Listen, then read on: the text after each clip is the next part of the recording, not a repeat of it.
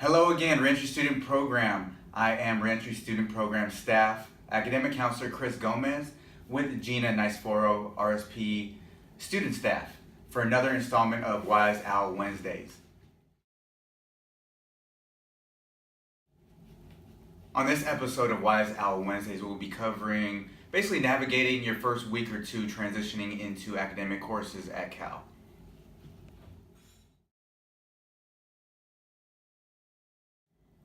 Let me start with something called Berkeley Time. So at Berkeley, you'll notice when, the headache that you've been through already trying to coordinate and schedule classes, you'll see that you might end up with a few classes that seem to be back to back.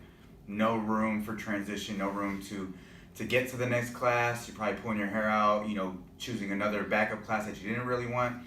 So anyways, you want to account for what's called Berkeley Time, which is basically whatever start time you'll see for a class, instruction will start 10 minutes after. If you see a class that starts at 9 a.m., it will start at 9:10. So that'll give you time to walk across campus almost within that 10 minutes of your last class finishing up. And that's every class. There's never an exception to that, right? That is Berkeley Time. So right. Students can know that when they're signing up for classes and when they're stressing trying to get to their class on time, that they have that grace period. Exactly. Yeah.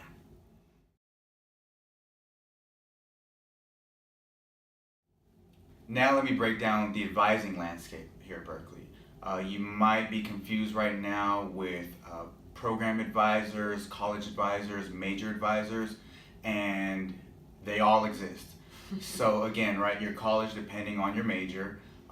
For me, sociology, so LNS, I would see those advisors maybe once or twice a semester, but for the most part I would check in with my actual major advisor in sociology and also program advisors, whether it be Re-entry Student Program, EOP, and the sorts.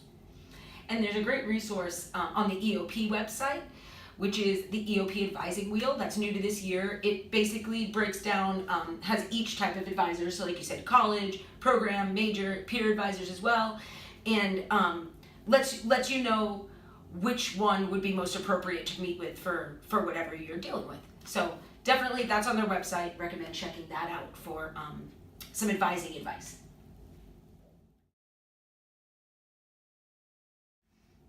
So Gina and I thought it would be very important to immediately address the importance of grad student instructors, GSIs, as you'll come to know them, along with professors and office hours.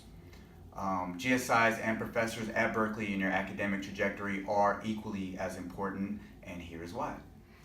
So the difference between professors and GSIs is basically professors are faculty members. They're going to teach the courses, whereas GSIs are similar to like teaching assistants, and they hold what's called discussion sections here, which is an additional component to regular courses, where usually it's an hour or two once a week, in addition to the couple times a week you go to your class, where you meet, where you are in a small group of usually around 20-25 students, as well as the GSI,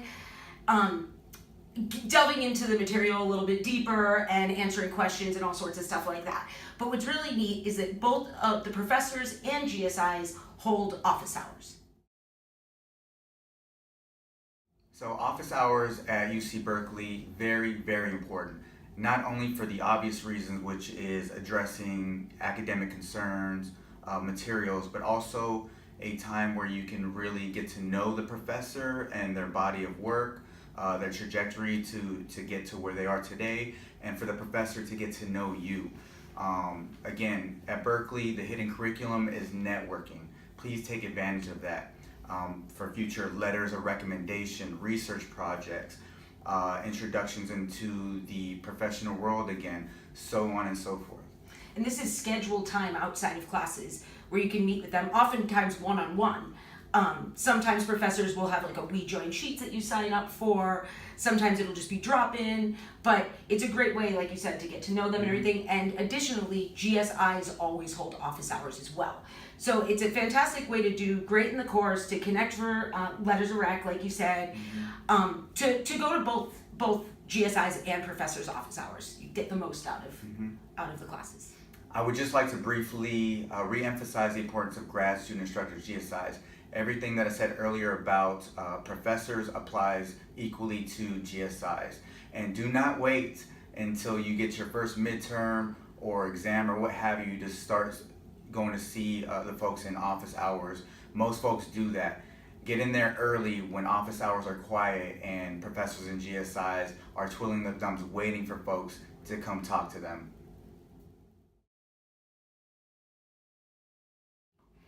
So the last thing we're going to address today is something I feel really passionate about. It's called DeCals. So DeCals are neat and a really, really great experience. There's usually about 150 or more offered each semester on a variety of topics from all different majors and interests, often things that aren't offered in the regular curriculum. So you also get to be in a nice small class size, usually discussion based. They're just fantastic and a lot of fun, and they can also help to satisfy that extra 1 or 2 units you might need if you're just going to take a few courses and get up to that 13 units. There's all sorts of benefits to them. You can find them on the DeCal website. There's still time to sign up for, a lot of them are still open, there's still time to sign up for them. And then additionally, if you take a DeCal class and you're really interested in it, you can end up teaching one. I taught a DeCal here at Berkeley, and it honestly was probably my best experience I had. Thanks again for joining us for another edition of Wise Out Wednesdays. We'll see you next week.